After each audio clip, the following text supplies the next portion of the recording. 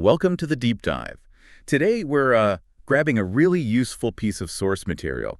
It's a guide called English Grammar Challenge. Yeah. Spot the mistake. Right. And our mission essentially is to use this guide to help you become a bit of a grammar detective. Exactly. Sharpening those skills to spot and fix those common errors that we all run into sometimes in English. And this isn't about just like memorizing rules from some dusty old book. The real idea here for you, the listener, is to develop a kind of grammar radar. Yeah, that gut feeling when something doesn't sound quite right. We're pulling examples straight from this guide. And it really focuses on the mistakes learners and honestly even native speakers make all the time. It's about building that critical eye. For clearer communication, definitely. All right, let's open this guide up. It tackles grammar errors by type. First up, subject-verb agreement. The basic rule seems simple, right? Singular subject, singular verb. Plural subject, plural verb. Sounds easy enough, but the source shows just how tricky that can get in practice. It really does. Like, the guide points out sentences where you've got phrases stuck between the subject and the verb. Their example is, the list of items are on the desk. Okay, so my eye immediately goes to items, which is plural, and I think are. But is items the actual subject here? And that's the trap. The key takeaway from the source is you always have to find the real subject. In this case, the subject is list. List is singular. Right, so the verb has to match list. It should be, the list of items is on the desk. Got it. That phrase of items is just getting in the way. Exactly. The guide also flags indefinite pronouns, each, everyone, someone. These often feel plural, don't they? Because they refer to groups. Yeah, they do. But the guide hammers this home. Grammatically, they're treated as singular subjects. So even if I say each of the students, the subject is still just each, singular. Precisely. So the verb has to be singular, too. Each of the students has their own textbook, not have. And the guide mentions that they're there, doesn't it? Right. Using there with singulars like each or everyone. It does. It acknowledges that singular there is, well, pretty much standard now, very widely accepted, even if older rules preferred his or her. It shows how language evolves. That's a good point. It covers both the old and the new. What about collective nouns? Things like team or committee. The source says those could be tricky. They definitely can. Usually if the group acts as one single unit, you use a singular verb, like the committee makes its decision. As one body. Right. If the members were acting individually, you might use plural, but the source mainly focuses on that single unit idea. Oh, and phrases like along with or as well as, they don't make a singular subject plural. So the dog, along with its puppies, was sleeping. The subject is still just the dog. Correct. Still singular. What about sentences starting with there is or there are? The guide gives an example like there is many reasons why. Yeah. In those sentences, the real subject actually comes after the verb. So you have to look past the is or are. Okay, so in there is many reasons, the subject is reasons, which is plural. Exactly. So it needs to be there are many reasons. The guide's point is don't let there trick you into automatically using is. And quickly, those nouns that end in may s but are actually singular, like news. Yep, the source confirms. The news is bad. Mathematics is my favorite. They're singular. Okay, so wrapping up subject-verb agreement, the big takeaway from the source seems to be find the real subject, ignore the words in between, and know the rules for indefinite pronouns, collective nouns, and those there is sentences. Spot on. That's the core of it. Now, the next area the guide tackles is pronoun problems. Right. Issues where pronouns don't match the nouns they replace, or Yeah. using the wrong form like I versus me, or when it's just unclear who the pronoun is even talking about. Pronoun antecedent agreement first. Similar idea to subject-verb agreement. The pronoun has to match the noun it refers back to, the antecedent. We kind of touched on the singular they already. Yeah, with every student must bring their lunch. The source confirms that's common usage now. It does, alongside the more traditional his or her. Being aware of singular there is important. Then there's pronoun case, knowing whether to use I or me, he or him, who or whom. Ah, yes. This is where the guide gives those really useful little tests. They're great, aren't they? For compound subjects or objects like, is it me and my friend went, or my friend and I went, or give it to John and I versus give it to John and me, the source says. Just take the other person out of the sentence. Okay, let me try. Me went. Sounds totally wrong. Right, so it has to be I went, which means it's my friend and I went. And the other one. Yeah. They gave it to John and I. Take out John. Yeah. They gave it to I. Also sounds wrong. Yep. Should be they gave it to me. So it's, they gave it to John and me. That little trick, straight from the guide, solves so much confusion. It really does. What about who versus whom? There's a test for that too, right? The him test. Basically, if you can replace the word with he, use who. If you can replace it with him, use whom. So for whose is calling, can I say him is calling? No, he's calling. Yes. So it must be who is calling. Exactly. And pronouns after prepositions, like between you and I. Prepositions take the object case. The guide reminds us of this. Between is a preposition, so it has to be between you and me. Okay. Then there's pronoun clarity. The source uses that example. Sarah told Lisa that she needed to finish the report. Yeah, classic ambiguity. Who is she? Sarah. Lisa. It's unclear. The source points out you'd need to rephrase it to be clear. Clarity is crucial. And we absolutely have to mention it's versus its. That apostrophe causes so much trouble. Oh, definitely. The guide is right to highlight this. Remember, it always means it is or it has, always a contraction. And its with no apostrophe is the possessive one, like his or hers. The dog wagged its tail. Exactly. No apostrophe for possessive its. So for pronouns, the key things are check agreement, especially singular they. Use those tests for case, I versus me, who versus whom. Cool. Make sure it's obvious who the pronoun refers to, and nail its versus its. You got it. Okay, next up, the guide moves into verb tense turmoil. Getting the timing of actions right. Using the wrong tense, being inconsistent, or just messing up the verb forms, especially those tricky irregular ones. Right. The source shows simple examples, like using present tense with a clear past marker. Yesterday, I go to the store. That yesterday is the clue. It needs simple past. Yesterday I went to the store. Yeah. The guide stresses watching those time signals. Absolutely. And what about when one past action happened before another past action? Ah, that's the past perfect right. The guide gives examples where people miss it, like she has finished her homework before she went to bed.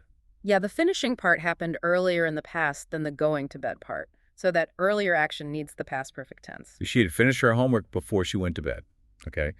Or by the time he arrived, we already eat dinner.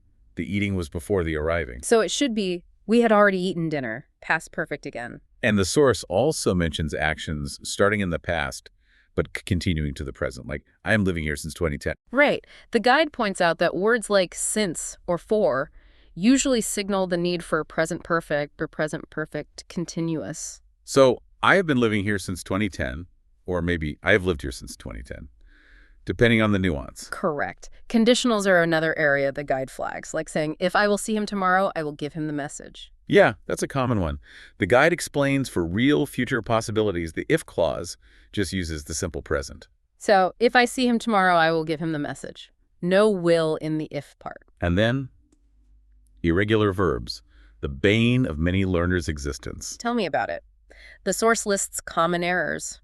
She has went, should be, she has gone. I used to play needs that D. I used to play. And it gives others like taked should be took, field should be felt, brang should be brought. Yeah, the guide makes it clear. There's no magic rule here. You just have to learn those irregular forms. Memorization or lots of practice. Okay, so for verb tenses, the key takeaways from the source are watch your time clues, get those irregular verbs down, understand when to use perfect tenses for sequence or duration, and know the basic conditional structures.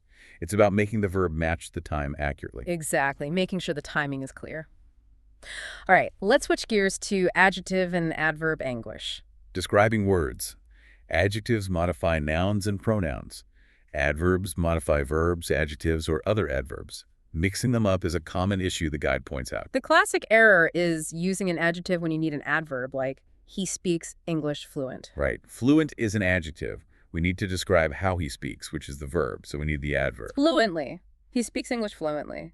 Or another one the guide mentions, she did good on the test. Should be, she did well. Because well is the adverb modifying did. But the reverse happens too, right? Especially with linking verbs like feel, smell, taste, look. The source gives, I feel badly about that. Ah, but feel here is linking I to a state of being, not describing an action. So it needs an adjective. Precisely. I feel bad.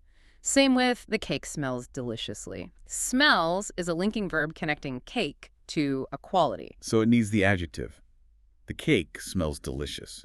The guide also warns about misplaced modifiers, words that aren't clearly connected to what they're supposed to describe. Only is a big offender. Oh yeah. He only eats vegetables. Does that mean eating is the only thing he does with vegetables, or vegetables are the only thing he eats? Exactly.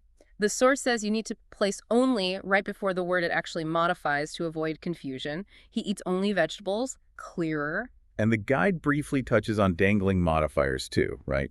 Like, wrapped in a blanket, the baby looked peaceful. Okay, that works. But wrapped in a blanket, the crib seemed cozy. Right, the crib wasn't wrapped in the blanket, the person looking, maybe. The modifier dangles because it doesn't logically attach to the subject, the crib. You have to rephrase. So for adjectives and adverbs, know what you're modifying. Remember, linking verbs usually take adjective, not adverbs. And put your modifiers in the right place so they don't dangle or confuse. That's the essence of it. Okay, next source of trouble the guide identifies. Preposition perils. Those little words like in, on, at, of, to, from, they show relationships, but getting them right often depends on fixed phrases or idioms. Collocations, the guide calls them. Yeah, and the source gives a bunch of examples where people use the wrong preposition in a common phrase, like good in English. Should be good at English. Or arrived to this station. Should be arrived at the station or arrived in London. Depends on the place. And verbs that sometimes get a preposition they don't need, like discuss about the problem. Right, you just discuss the problem. No, about needed. The guide points that out. Another common one from the source. Afraid from spiders. Nope, it's afraid of spiders. And that really tricky one. I look forward to see you. That catches so many people. The guide explains that to in look forward to acts like a preposition here. Which means it should be followed by a gerund, the ing form. I look forward to seeing you. That's a key insight. What about things like went to camping? The source says just went camping. Or graduated college usually needs graduated from college. And can you explain me this? Needs rearranging. Can you explain this to me? Yeah. The main point from the guide here is that many verbs and adjectives just have set prepositions they go with. You often just have to learn the common pairs. So, detective work for prepositions means learning those fixed phrases, being aware some verbs don't need a preposition after them, and probably keeping a good dictionary or resource handy. Absolutely. Memorization and checking are key. Okay, let's tackle punctuation pitfalls. Punctuation makes things clear, but the rules can seem complex. Comma splices seem like a big one the guide focuses on, using just a comma to stick two complete sentences together. Definitely, like, the weather was bad, we still went out, or he went to the shop, he bought milk. Both halves could be their own sentence. And the guide shows the fixes, right? You can use a period, or a semicolon, or a comma, plus a coordinating conjunction like and, but, so. Exactly. He went to the shop and he bought milk. The insight is, a comma alone isn't strong enough to join two independent clauses. Apostrophe errors are huge too, according to the source. We already did, it sits, but also just sticking apostrophes in plurals, like apples for sale. Right. Apostrophes show possession or contractions, not simple plurals. Apples for sale is wrong. Children's toys needs to be children's toys to show possession.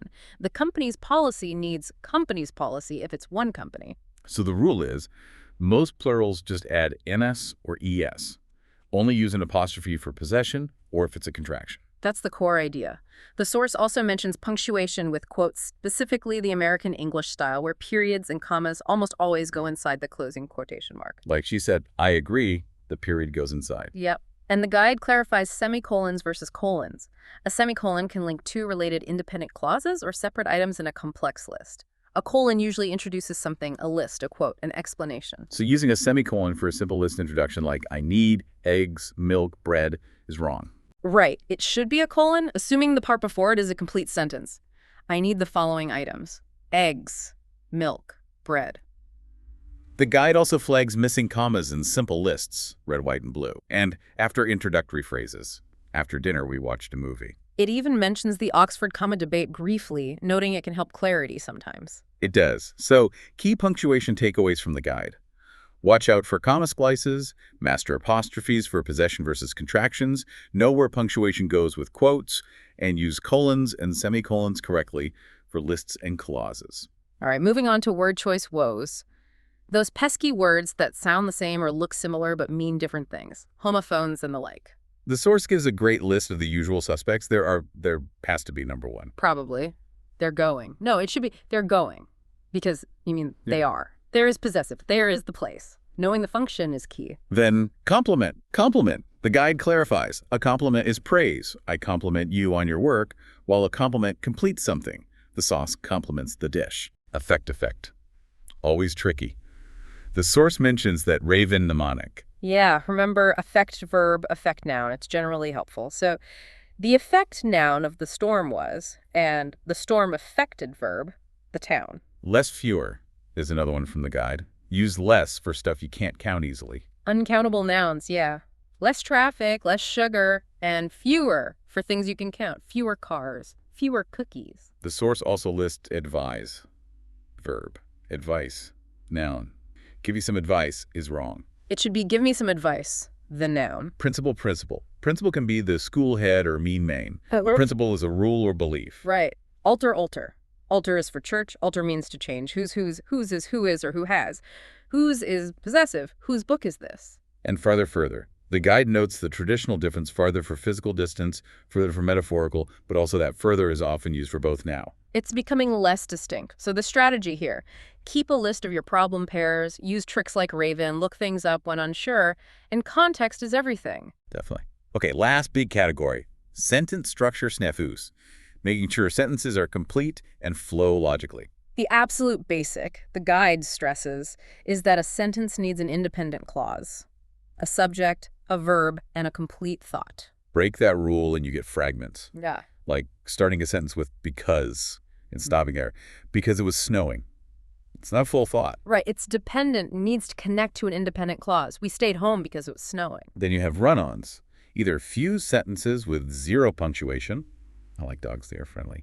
Or the comma splices we talked about earlier. Both are errors. The guide emphasizes you need proper punctuation periods, semicolons, or comma plus conjunction to connect or separate those independent clauses correctly. Faulty parallelism is another structure issue the source covers. When items in a list don't match grammatically, he likes running to swim and bike rides. Yeah, they should all be the same form. Either all psychoming words, he likes running, swimming, and cycling, or maybe structure them differently. Consistency is key. The guide also warns against redundancy, being too wordy. Like, the reason is because. Just use one. The reason is, or because. Be concise. Same with, it is a known fact that. Just state the fact. And we loop back to dangling modifiers. Sure. Having eaten lunch, the train departed. The train didn't eat lunch? Exactly. The modifier dangles. The source shows you need to rewrite it so the modifier clearly links to who or what did the action. After we ate lunch, the train departed. Or, having eaten lunch, we boarded the train. The guide also briefly mentions avoiding overly complex sentences or redundant pronouns like, the book that I read, it was good. That extra it is unnecessary. Right. Keep it clean. The book that I read was good, or the book I read was good. So for structure, ensure complete thoughts, connect clauses correctly, keep lists parallel, cut wordiness, and make sure modifiers point to the right thing. That covers the main types of errors, the guide details. It then has sections like a mixed bag and a final challenge paragraph. Right, where you have to spot multiple errors working together, like a final exam for your detective skills. Exactly. Because in real writing, errors don't usually show up one at a time. Let's take just a piece of one of their challenge examples. Something like, one of the main reasons for this are that him and I feel bad about the sceneries. Oh, wow. Okay, one of the main reasons should be plural. Reasons, right? Because it's one of this. Correct. And if the subject is one, the verb can't be are. It has to be singular. Is. So one of the main reasons is that, okay, what about him and I feel bad? Two problems there. First, the case. Use the test. Him feeled bad. No, he feeled bad. Yes. Well, apart from the verb. So it starts, he and I. And he and I is plural, so the verb needs to be plural, past tense. And field isn't a word. Right, irregular verb. It should be felt. So, he and I felt bad. Okay. About the sceneries. That doesn't sound right either. Sceneries isn't the standard plural. The noun is scenery, which is usually treated as uncountable or singular. Ah, so about the scenery. Wow. Okay, so that short bit needed fixes for subject-verb agreement, noun plurals, pronoun case, and irregular verbs. Exactly. It shows how interconnected grammar is and why you need that broad awareness the guide encourages. Which brings us to the final part of the source. Not just spotting errors, but actually cultivating a grammar-aware mindset for the long term. Yeah, making it part of how you use and think about language every day. The guide gives some solid advice here. Like reading a lot, but reading critically. paying attention to how things are written, not just what they say. And writing regularly yourself. Practice makes perfect, or at least better. Seeking feedback is crucial too. Others often spot things we miss. Using reliable resources, good dictionaries, style guides, maybe online writing labs like the Purdue OWL. And being patient. It's a journey, not a quick fix. The key, the guide says, is learning from mistakes, understanding why something was wrong. That prevents repeating it. And finally, proofreading carefully. Reading aloud, reading backward tricks to force your brain to see the words, not just the meaning. Developing that mindset using resources like this Spot the Mistake guide really does boost your communication. More clarity, more credibility, more confidence. Absolutely. So this deep dive has shown becoming a grammar detective is, well, it's work, but it's definitely rewarding. It's an ongoing process, really. Refining how you use language. And every single error you catch and understand. Mm. That's genuine progress. So maybe the final thought for you listening, which mistake we talked about today are you going to keep an eye out for this week? In your own writing or maybe just when you're listening or reading? That's a good challenge. Thank you for joining us for this deep dive.